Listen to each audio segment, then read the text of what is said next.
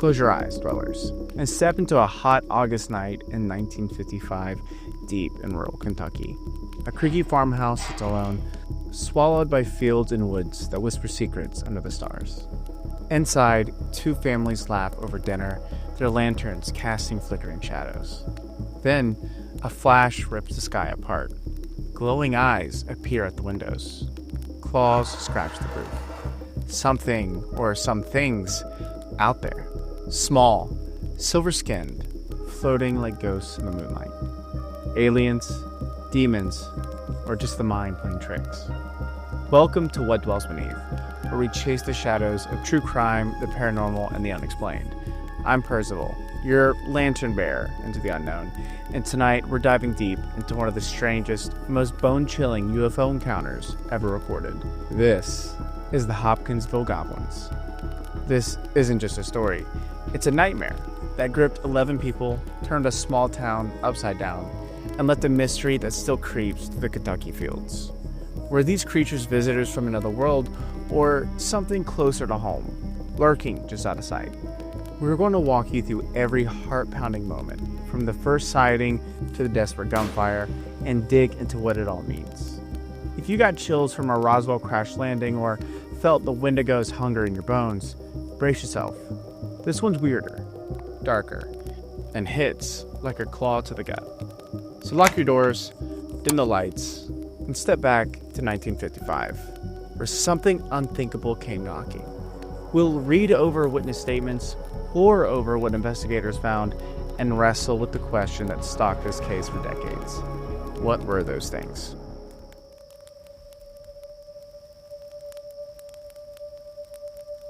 Kelly, Kentucky, 1955.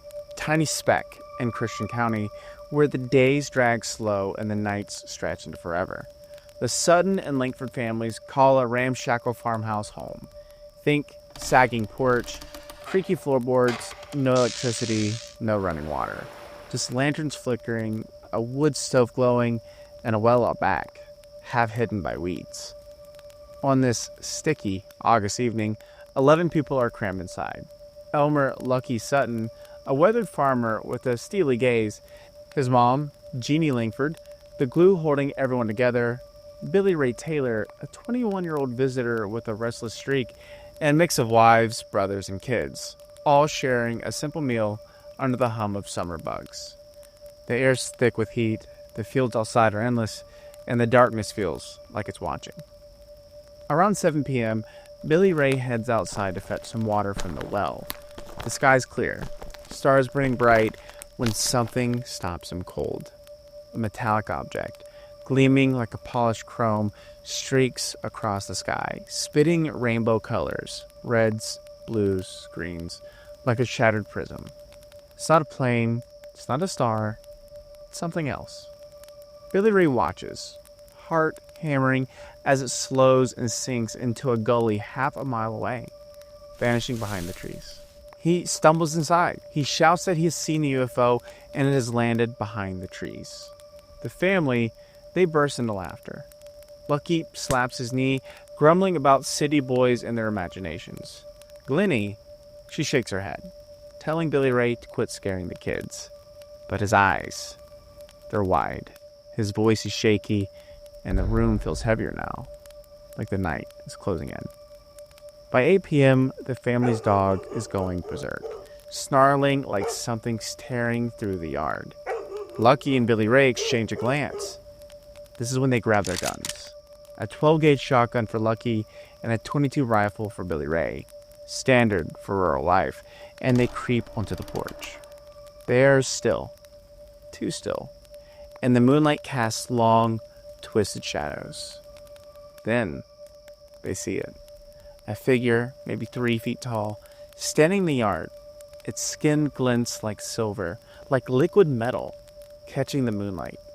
Its head is too big, round like a pumpkin, with eyes glowing bright as embers, unblinking.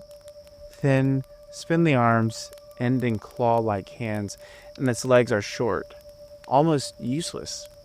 Worst of all, it floats, gliding an inch above the ground, moving toward them with an eerie, weightless grace. Lucky doesn't think twice. He fires the gun, splitting the night.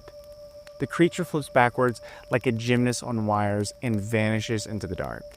Billy Ray shoots too, his rifle crackling through the silence. Nothing. No blood, no body, just a rustle in the bushes, then silence. The men rush inside, slamming the door, shouting for everyone to get down. The kids are crying, Glennie's praying, and the women are clutching each other, eyes darting to the windows. Then a tap. Slow. Deliberate. Another creature's there. Its glowing eyes boring into the room. Its claws scrape the glass like nails on a chalkboard. The family screams. For the next few hours, it's a siege. These things, goblins, aliens, whatever they are, won't stop. You can hear them crawl and scratch at the roof. A skittering sound that will make your skin crawl. They peer through the windows, their eyes like lanterns in the dark. They float up to the eaves, silent, relentless. Lucky and Billy Ray fire again and again, blasting holes in the walls, shattering screens. The creatures don't bleed, they do not die. They just flip away, unharmed, only to return minutes later, like they're toying with the family. The house is in complete chaos. The kids are sobbing under blankets, and their small voices are muffled. Glennie's clutching a Bible now, whispering prayers through her gritted teeth. Eleni Sutton, Lucky's sister-in-law, swears she saw a claw reach through a broken screen, its fingers twitching like it was testing the air. Billy Ray's yelling about UFOs, convinced it's tied to these things. Lucky's barking orders, trying to keep everyone calm, but his hands shake as he reloads. The air smells of gunpowder and fear, and the lanterns casting wild shadows that make every corner feel alive. By 3 a.m., they can't take it anymore.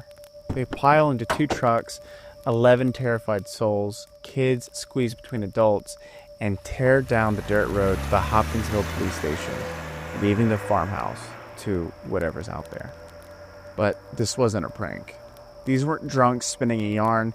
The Suttons and Langfords were ordinary folks thrust into a nightmare that felt like it clawed its way out of a horror movie. But what did they see? And what happened when the law rolled in? Let's find out what's lurking in the aftermath. It's past 3:30 a.m. when the Suttons and Langfords burst into the Hopkinsville police station. Faces pale as moonlight, voices crackling like dry wood. They're a mess, sweaty, wide-eyed, talking over each other about goblins and a spaceship. Desk Sergeant Russell Greenwell takes one look and knows this is not a joke. They were scared to death, he later tells reporters. No way they're making this up. Greenwell radios for backup, and soon, a small army's headed to the farmhouse. Local cops, state troopers, and even soldiers from Fort Campbell, just across the state line in Tennessee. They arrive as the sky's turning gray, the first light of dawn creeping over the fields. The Suttons' place looks like a war zone. Bullet holes pepper the wooden walls, shotgun shells litter the floor like fallen leaves, and a window screen's torn to ribbons, flapping in the breeze. The air's thick with the smell of gunpowder, the kind that lingers in your throat. Offers comb the property, flashlights cutting through the morning mist. They check the gully where Billy Ray saw the UFO land, but there's no craft, there's no scorch mark, just dirt and tangled weeds. They scour the woods for tracks, blood, anything, but there's nothing. The family's dog is still cowering on the porch, whimpering, refusing to come out.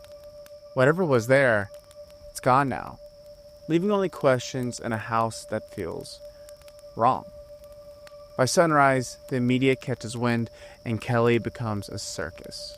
Reporters from the Kentucky New Era, Louisville papers, and even national news outlets swarm the town, pins out, cameras flashing.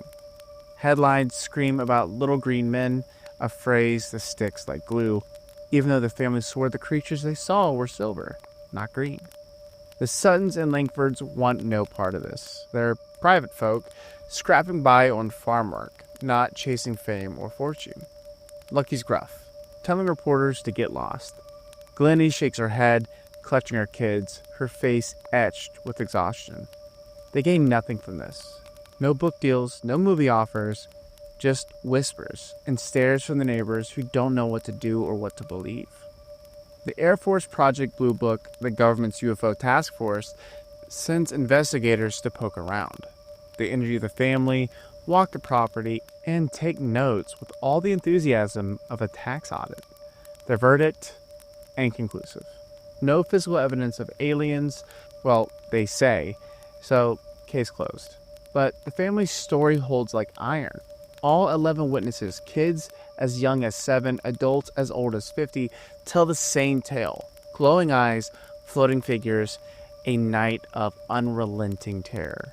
Even under pressure from skeptical reporters or nosy officials, their accounts don't crack. Local police back them up, saying there's no sign of booze, drugs, or madness. The town preacher vouches for their character, calling them God-fearing folk. So, why is there nothing to show for it? No bodies, no blood, no ship. Just a shot-up farmhouse and a family that's seen too much. But eventually, the media frenzy fades. But Kelly doesn't forget. Strange lights are reported in the years that follow, flickers in the sky, shadows darting through the woods. The farmhouse becomes a local legend, a place kids dare each other to visit on moonless nights. The Suttons and Langfords try to move on, but the night clings to them like damp rot. Some leave Kelly, seeking peace elsewhere. Others stay, forever tied to the mystery. Neighbors whisper about Billy Ray's UFO, about Lucky's gunfire, about Glennie's prayers. But the question lingers. Heavy as the Kentucky summer, what came for them that night? Alright, dwellers, let's get to the meat of it. What were those things in Kelly? Were they aliens from a distant star, cryptids crawling out of folklore, or just a trick of the mind, twisting shadows into monsters? This is where What Dwells Beneath lives, peeling back layers of the unknown to see what's hiding. Let's chase the theories from the cosmic to the mundane, and see if we can pin this mystery down. Spoiler alert, it's like trying to catch fog in your hands. First up, the extraterrestrial angle. This case is UFO gold, and for good reason. Billy Ray Taylor saw a metallic craft land in the gully, spitting colors no meteor could dream of. Reds, blues, greens, like a neon fever dream. Then, 11 people, sane and sober people, saw a small, big-headed, glowing-eyed creature that matches every gray alien stereotype we know today. They floated, dodged bullets like they were playing a game, and left no trace. Sounds like advanced tech, right? UFO researchers eat this case up like it's their last meal. The witnesses never changed their story, not in 1955, not in decades later. No motive, no gain, just raw, unshakable fear. If you got goosebumps during our Roswell episode, this theory's got some otherworldly chill, a glimpse of something not from Earth, maybe zipping back to the ship before the cops could catch up. But let's go darker. What if these weren't aliens, but something weirder? Think Black-Eyed Kids or Wendigo territory, like we've covered before. Kentucky's got deep well of folklore, stories of spirits and strange beings tied to the land. Could these goblins be cryptids slipping through some interdimensional crack? Their glowing eyes, silent movements, and immunity to bullets seem almost supernatural than sci-fi. Some researchers tie them to an old European myth. Goblins, fae, creatures that haunt the edge of the human understanding. I mean, picture it. Not aliens from space, but entities from somewhere else, watching us from the shadows, toying with the Suttons for reasons we'll never grasp. It's the kind of thing that makes you check under your bed, even now. But let's give their skeptics their say, because they've got theories too. The big one is great horned owls. Yeah, I know. Owls don't sound like aliens, but hear them out. A dark night, the family is spooked by Billy Ray's UFO talk. When a big owl swoops down, its eyes glowing like fire in the flashlight beam. Owls are fast, agile, and their faces can look humanoid from a distance, especially if you're scared and squinting. The family's blasting away, half blind, mistaking birds for monsters. It's plausible, especially in 1955, when UFO fever was high and every shadow could be a saucer. But here's where it falls apart. Owls don't explain the craft Billy Ray saw earlier clear as day. They don't explain why 11 people, including tough farmers like Lucky, were so terrified that they fled their home. And they don't explain the floating, like claw marks, the sheer weirdness that clung to the night like damp moss. Another skeptical take is mass hysteria. The 1950s were a pressure cooker. Cold War paranoia, sci-fi flicks like The Day the Earth Stood Still, and UFO sightings popping up everywhere. Maybe Billy Ray's story lit a spark and the family's fear snowballed, turning shadows into goblins. We saw this in our Salem Witch Trials episode, where fear warped reality into something monstrous. But here's the problem. Mass hysteria usually crumbles over time. Stories shift, details blur, but the Suttons and Langfords, their accounts stayed solid as a rock, from 1955 to their dying days. Kids, adults, skeptics, believers all saw the same things, described the same glowing eyes, and the same floating figures. That's hard to write off as a group delusion. But then there's the hoax angle, the skeptic's last resort. Some say the family made it all up, maybe for attention or for a quick buck. But why? They didn't cash in, no TV deals, no book tours. They were poor private folk who shunned the spotlight, just like the Yuba County 5 families we talked about who had no reason to lie. The Suttons faced ridicule, not riches. Lucky Sutton was mocked, Glennie was pitied, and the kids grew up with whispers following them. If this was a lie, it was a damn good one, and they took it to the graves without a crack. So let's step back and look at the bigger picture. The 1950s were a strange time. Nukes, Reds, and flying saucers were on everyone's mind. Kelly, Kentucky wasn't immune. Maybe the family's fear was shaped by that, their minds filling in the blanks with aliens from the drive-in screen, or maybe, just maybe, they saw something real. Something we can't explain. Something that doesn't fit our neat little boxes. What do you think? Aliens from a distant star, creatures from another dimension, or just owls and a bad night? This case is like staring into a foggy mirror. You see shapes, but never the whole picture. It's why we keep coming back. Why it still gives us chills. Before we move on, let's hear from the people who lived this nightmare. The Suttons and Langfords didn't talk much after 1955. They weren't the type to chase headlines, but what they said paints a picture that'll stick with you. Lucky Sutton, the family's anchor, told investigators in a low, steady voice, "I shot one point blank with a shotgun, and it just flipped away, like it was playing with me. I've never been so scared in my life." Glennie Langford, the matriarch, was quieter, but unshakable. Those eyes, they weren't human. They looked right through you like they knew your soul. Even the kids, some as young as 7, described the same details: big heads, glowing eyes, claws that never touched the ground.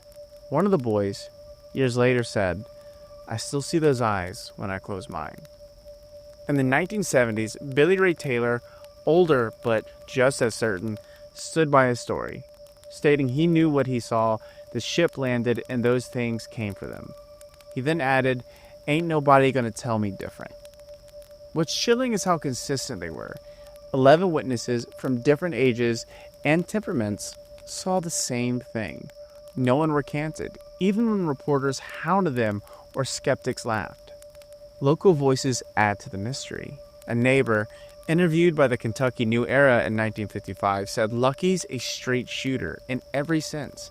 If he says he saw it, I believe him. Ain't no liar in that man. The town preacher backed them up, calling them God-fearing folks who don't make up stories, and even the cops, hardened by years of dealing with drunks and liars, believed the fear was real. Sergeant Russell Greenwell told reporters something scared them bad. I don't know what, but it wasn't nothing.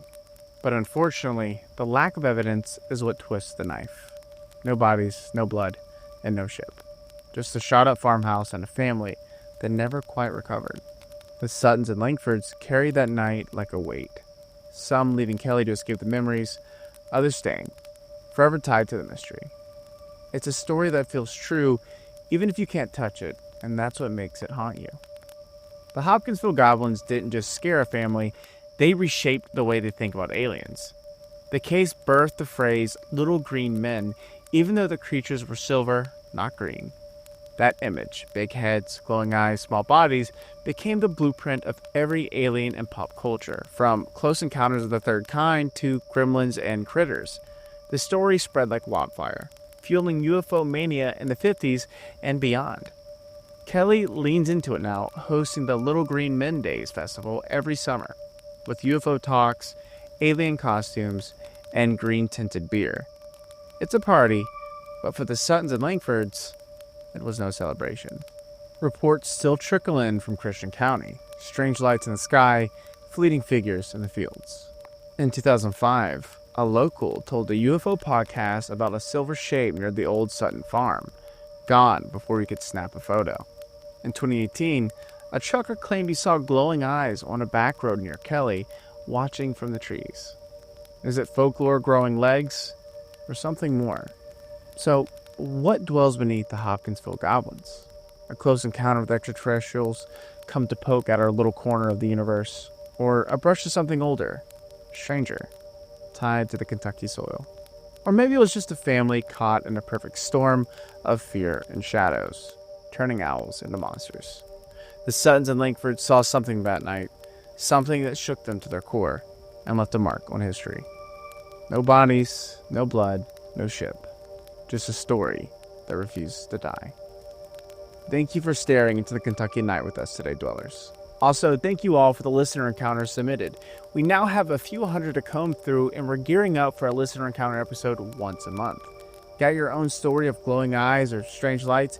Hit up the Tavern Dwellers Discord. We're a community with over 2,700 members and growing every single day. Or email whatdwellsbeneath@gmail.com.